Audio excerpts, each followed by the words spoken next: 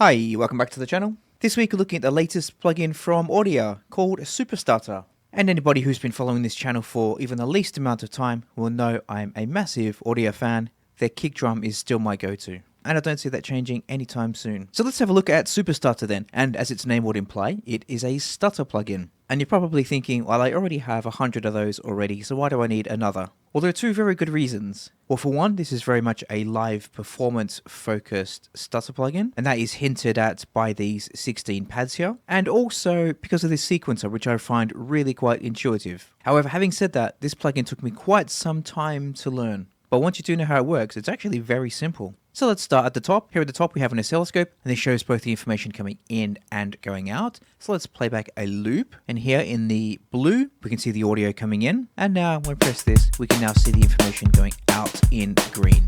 You'll notice at the moment there's no audio output until I press this play. This is essentially a bypass or a through button. We can hold down these pads and have fixed repeats for these time divisions, which is what I hinted at the start with this being a live performance machine. To the right of that we have this SuperStutter button, and to be honest I find this a little bit redundant unless I'm missing a function, because this essentially just does what these pads do. So for example 1/8, and in fact when I hold down 1/8, this SuperStutter button triggers also. It does exactly the same thing, so unless I'm missing something, it's a bit unnecessary, other than having a nice place to put the logo. Now this middle section and the envelopes I'm going to skip over for the moment, and we're going to move right on down to the bottom here, because this is basically where the heart of the plugin is. This is how you trigger it. So the first one is trigger on. This determines when there should be any output of the audio. So because this is on pads, it is only going to emit an output when I hold down a pad. If I put it onto threshold, only just the threshold, it's always playing back until we increase that threshold to above the peaks, or go down, it's constantly playing. Sequencer is over to the right here, which I'll get onto the moment.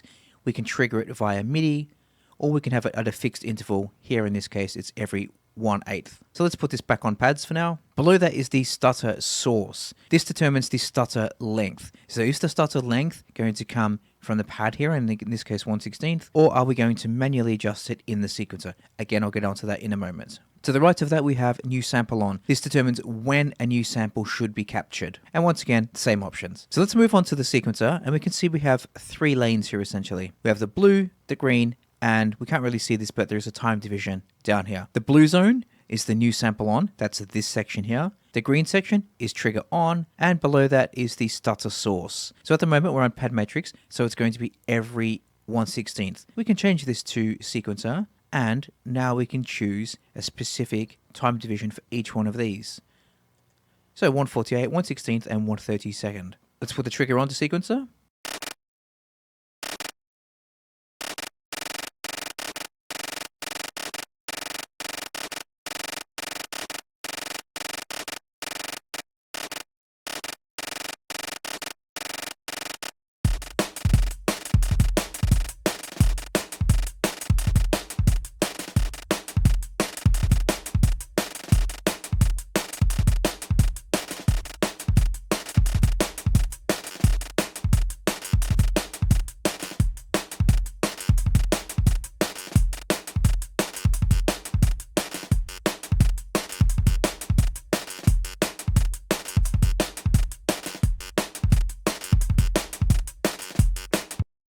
So as you can see, it is incredibly easy and intuitive once you understand the layout to create a pattern like so.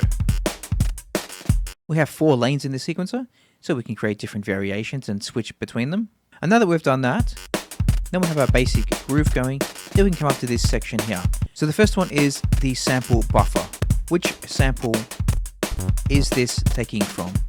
So we can take from now, or we can go back to -7.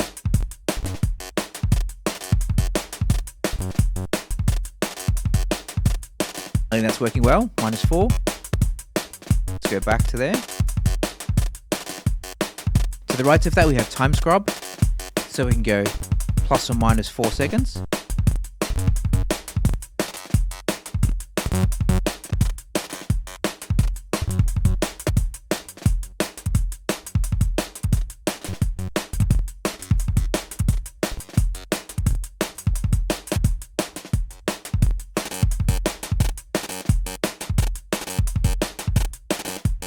And then below that we have speed and pitch.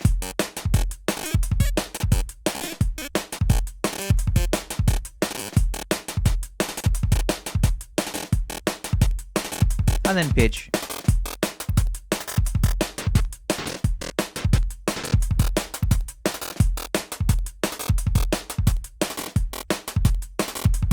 Well, we can also momentarily reverse the samples by holding down this reverse button here. And let's also go to the top here and we will quantize just to make sure that everything's in line. Let's go 1/8. Now to the right of that are the two envelopes. The top one is for the grain envelope.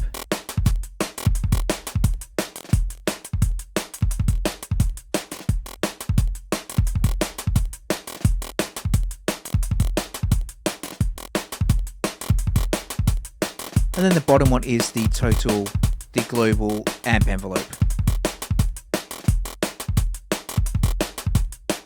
I usually like to leave the amp envelope at its maximum and then adjust the grain.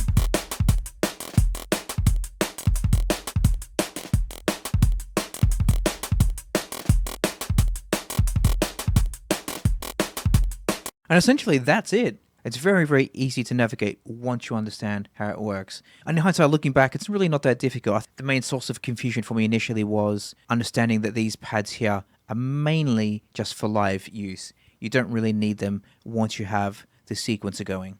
They really become a bit redundant once that sequencer is going. So yeah, go check it out, download the demo and see if it's for you. And I think you'll be very pleasantly surprised at the cost of this. At the time of recording, there is also a 50% off intro offer also, which makes this, in my opinion, extremely cheap. I'm not going to mention the price because that may change in the future and that information will then become redundant. So go check it out. It is very cheap in my opinion and absolutely worth it and supporting a great developer. Thanks for watching. I'll be back soon with something else. We'll see you then. Bye.